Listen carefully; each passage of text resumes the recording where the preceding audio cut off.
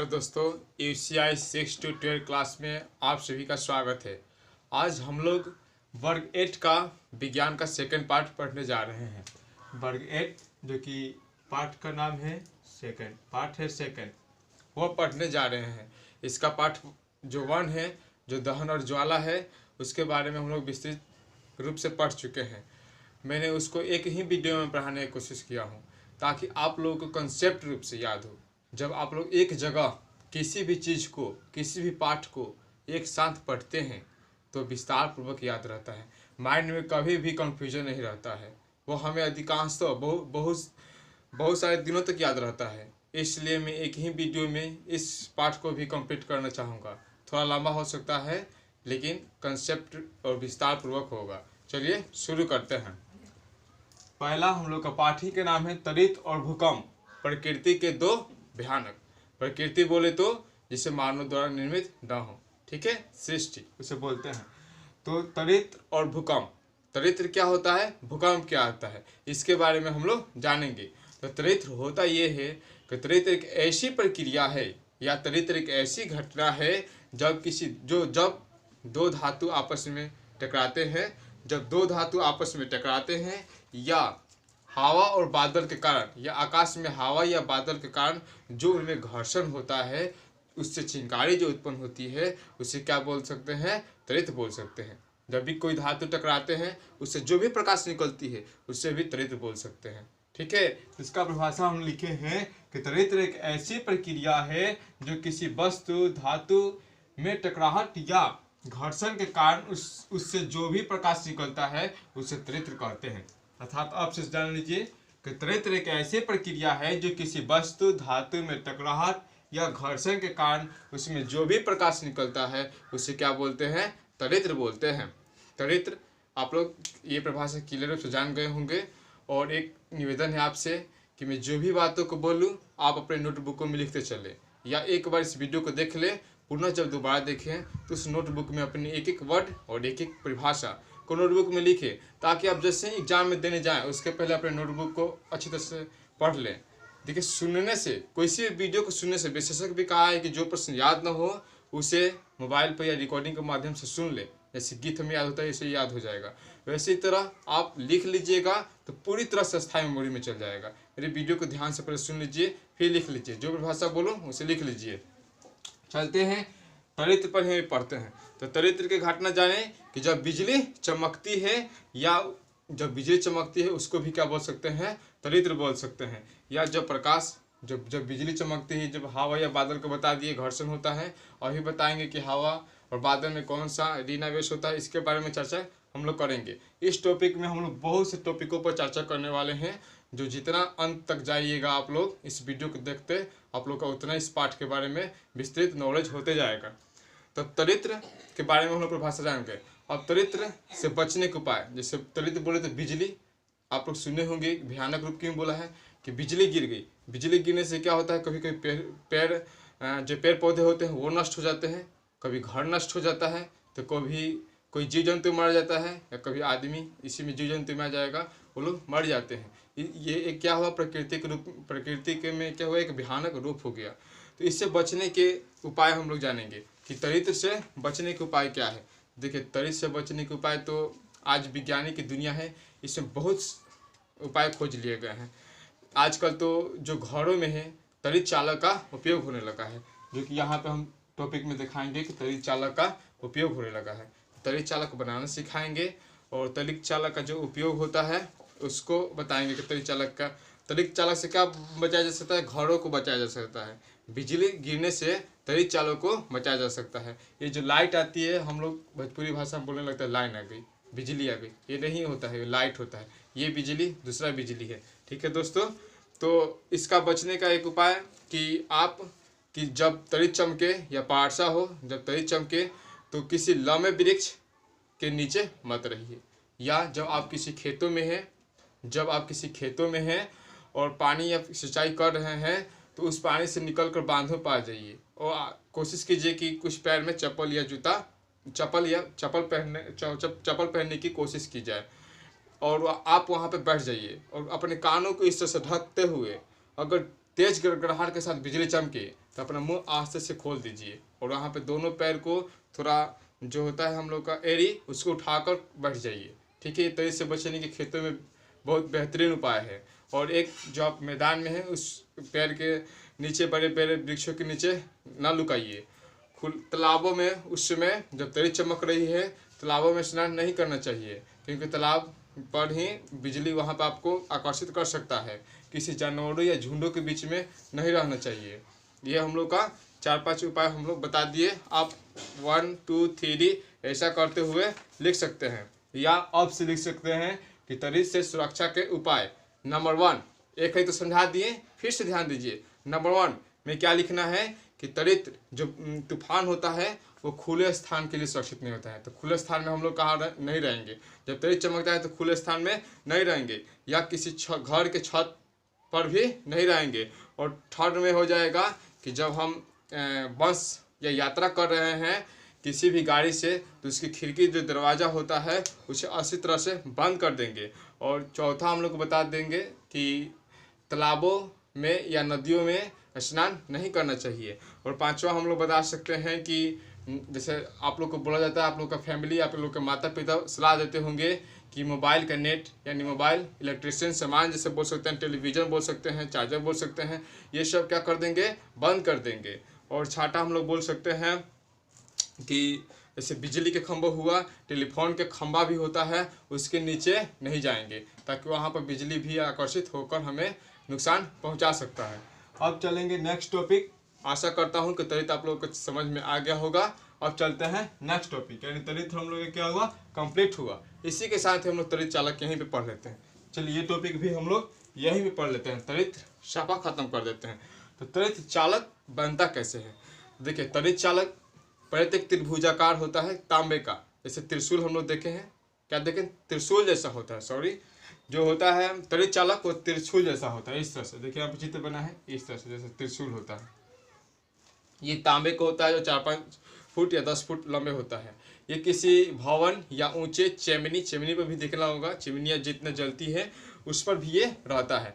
जब ये चिमनियाँ पर इसको या ऊंचे भवनों पर रखा जाता है ताकि तरित जब चमके और अगर उस घर पर गिरे तो ये जो तरित चालक होता है ये अपने में आकर्षित कर लेता है। तरित चालक बनाते कैसे हैं, तो तांबा को तो लगा देते हैं और इसमें तांबा का तार ही बांधे हुए अपने ज़मीन में, अपने घर के नीचे जो ज़मीन होता है उसमें जो होता है 3 से 4 फुट नीचे उस तार को गाड़ डालते हैं ताकि इसमें जो आवेश है वो शोषित होकर सीधे का चला ज़मीन में अर्थिंग के रूप में चला जाए।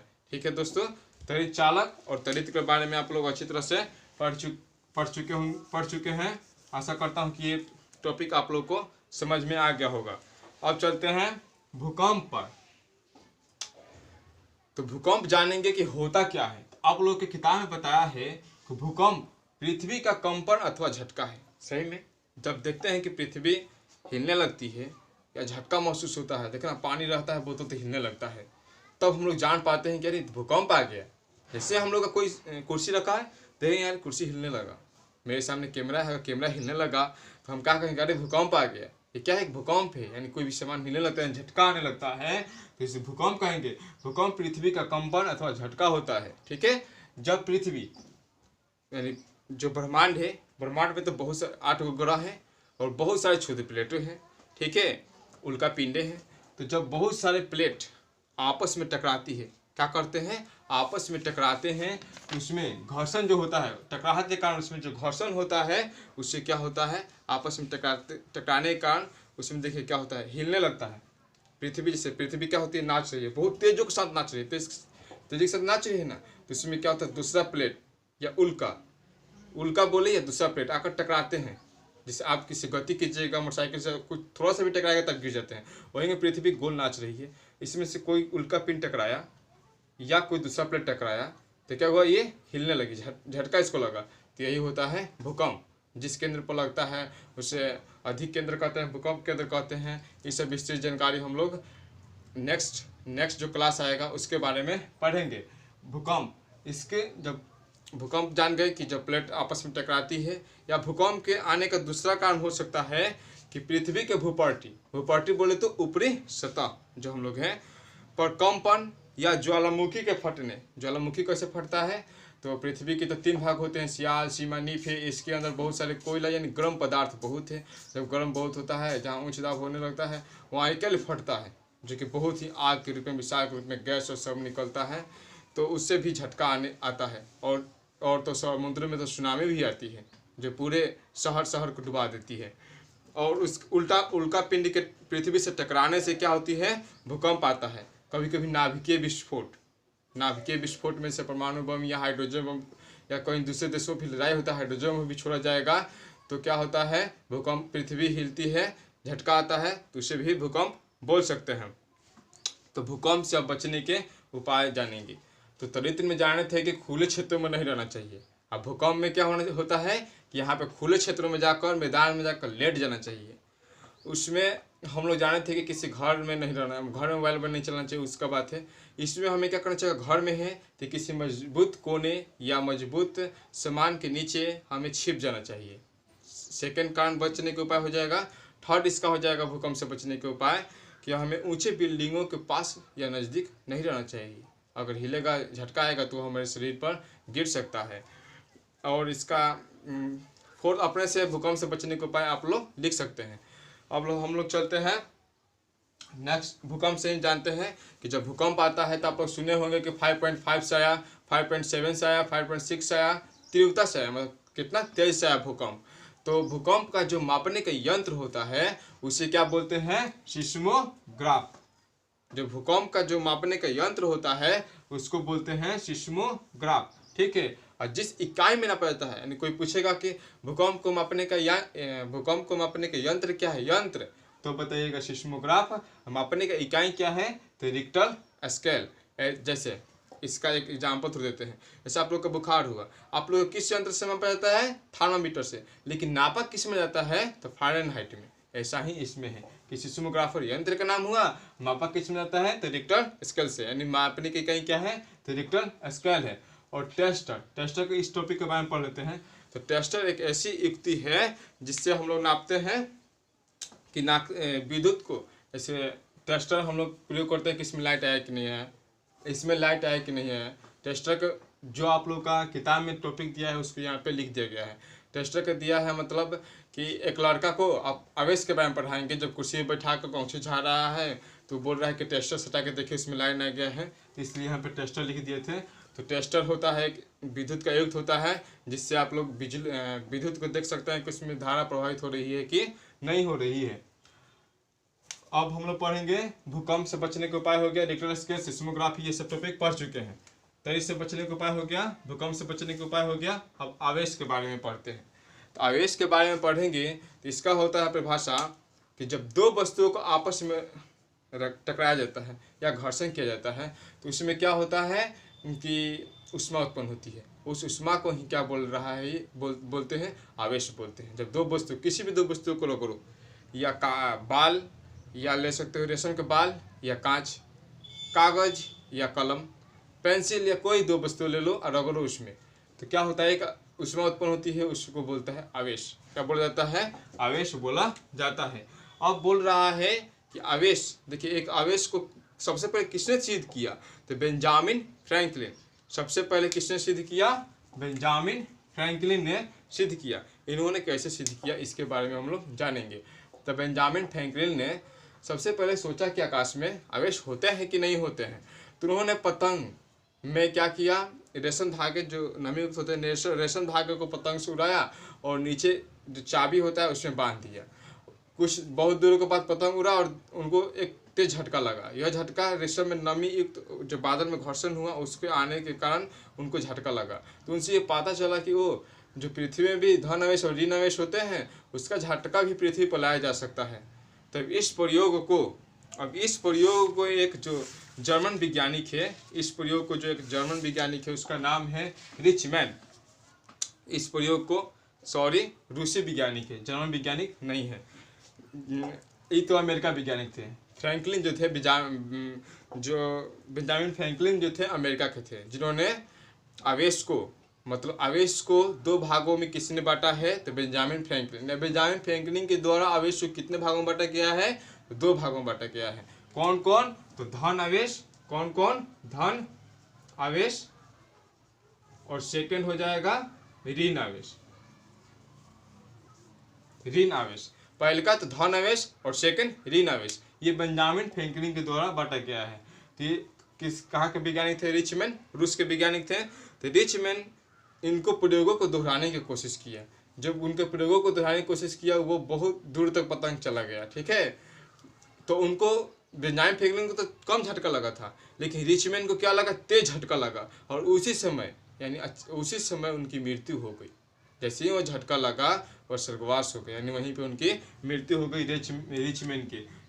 इनके प्रयोग से ये तो शहीद हो गए, बुझे कि एक लेखा से शहीद हो गए, ये तो शहीद हो गए, लेकिन आवेश के बारे में अधिकांशतः वैज्ञानिकों ने खोजना शुरू कर दिया और पूरी विस्तृत जानकारी निचोड़ डाली। तो बेंजामिन फ्रैंकलिन द्वारा से कितने भाग में बांटे गए? धन आवेश और ऋण आवेश। अब जानेंगे कि जब दो समान आवेश, यानी जब धन आवेश को धन आवेश से, देखिए जब बैटरी ले लीजिए, समझिए सबसे पहले कि बैटरी ले लीजिए, अब धन आवेश को धन आवेश से जोड़िए, क्या उसमें से धारा प्रभावित होगी? नहीं होगी धारा प्रभावित। एक धन एक ऋण, एक धन एक ऋण, ऐसा जोड़ते हैं। बीच में कहीं पर भी अगर हम धन धन को जोड़ दिए या ऋण ऋण को जोड़ दिए, ठीक है, ऋण का चिन्ह अपने दिया होता है, धन का चिन्ह इस तरह से बैटरी में उभरा होता है, ठीक है। तो अगर आपस में ऋण ऋण को जोड़ दिए या धन धन को जोड़ दिए, धारा प्रभावित नहीं होगी। कहीं भी जोड़ना होगा धन ऋण या ऋण धन, ठीक है। तो बताया गया है कि समान आवेश परस्पर क्या करते हैं? प्रतिकर्षित। प्रतिकर्षित मतलब आकर्षित नहीं करते हैं। मतलब धन धन कहीं भी एक चिपक नहीं सकता है। जैसे देखते हैं चिम्बुक का उदाहरण लेते हैं, हम लोग चिम्बुक से बहुत खेले हैं। तो चिम्बुक के लिए इधर इसका जो आवेश होता है उत्तरी ध्रुव और उत्तरी ध्रुव, इधर उसमें ध्रुव होता है, उत्तरी ध्रुव और उत्तरी ध्रुव। जब उत्तरी ध्रुव को सटाएंगे तो आपस में क्या करता है? प्रतिकर्षित करता है, नहीं सटता है। इधर उत्तरी ध्रुव इधर दक्षिण ध्रुव होना चाहिए, ठीक है, तब जाकर वो सट देना सटता है, ठीक है। चुंबक से आप लोग ये आवेश को समझ सकते हैं। अब इसमें जब विपरीत आवेश यानी धन ऋण ले जाएंगे तो आपस में आकर्षित होता है। ये दोनों टॉपिक भी पढ़ चुके हैं। अब आशा करता हूँ कि मेरी बातों को आप लोग नोटबुक में लिखते चल रहे होंगे। अगर ये वीडियो आप लोग को अच्छी लग रही हो तो अपने दोस्तों के पास लाइक शेयर और सब्सक्राइब जरूर कीजिएगा। चलते हैं। अब क्रियाकलाप दिया है जो कुर्सी वाला हम बता रहे थे कि कुर्सी वाला क्रियाकलाप करना है, तो अपने दोस्तों को कह रहा है कि आप कुर्सी पर बैठा दीजिए, कुछ देर तक गमछा रुमाल या किसी भी चीज़ से उसको पीठ पर लगाने के लिए बोला है। लेकिन इसमें आप लोग मत कीजिएगा क्योंकि इससे आपको तेज झटका लग सकता है। अगर ये प्रयोग करना है तो जो प्रयोग कर रहा है उसको पैरों में चप्पल पहनना होना चाहिए और ज़्यादा देर तक रगड़ना नहीं चाहिए, उस पर ज़्यादा देर तक गमछी नहीं मारना है, नहीं तो आवेश तेज झटका भी लग सकता है और आदमी की जो व्यक्ति होगा उसकी मृत्यु भी हो सकता है। चलते हैं अब इसके प्रश्न उत्तर पर। इसमें के सभी टॉपिकों पर हम लोग चर्चा कर चुके हैं, ठीक है। अब कोई नहीं छूट रहा है, रिक्टेस्ट का टेस्टर हो चुका है सब। अब चलते हैं इसके प्रश्न उत्तर यानी एक्सरसाइज 2 पर। एक्सरसाइज 2 हम लोग का है, पहला प्रश्न है हम लोग का, सजातीय आवेश एक दूसरे को डैश करते हैं। तो अभी हम समझाए कि सजातीय आवेश जब समान समान आवेश हो तो एक दूसरे के क्या करते हैं? प्रतिकर्षित या विकर्षित करते हैं। अपने जो किताब होगा उसको भर दीजिएगा। और शायद हम भूकंप का जो प्लेट था, भूकंप में जो प्लेट का नाम ले रहे थे, प्लेट आपस में टकराते हैं, उसका हम नाम नहीं लिखवाए थे। उसका नाम होता है, हम यहाँ पे लिख दे रहे हैं, नोट कर लीजिएगा। जो भूकंप का प्लेट का नाम होता है उसको कहते हैं टेक्टोनिक। क्या बोलते हैं? टेक्टोनिक प्लेट, टेक्टोनिक प्लेट, ठीक है। और पहल का जो रिक्त स्थान है उसका ख पढ़ेंगे कि विजातीय आवेश एक दूसरे को डैश करते हैं आकर्षित। त्वरित चालक त्वरित से भवन के क्या करता है? रक्षा नहीं करता है, तो मारिएगा रक्षा करता है।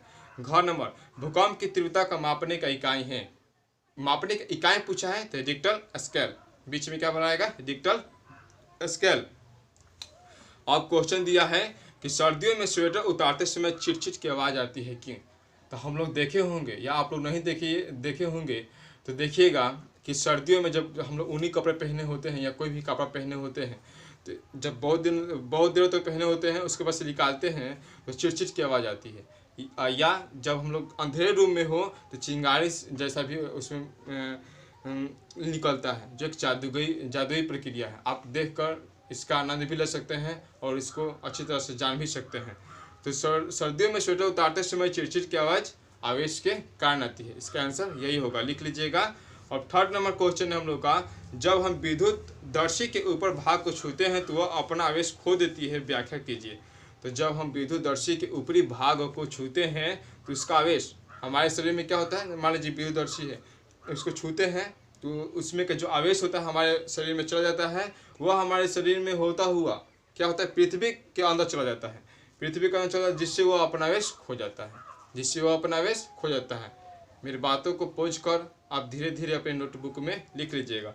4 नंबर क्वेश्चन है कि भूकंप मापी का चित्र बनाकर उसके मापन विधि को लिखिए। तो भूकंप मापी का चित्र बनाने के लिए आपको आप लोगों की किताब में दिया है कि आप लोग इस तरह से बना सकते हैं,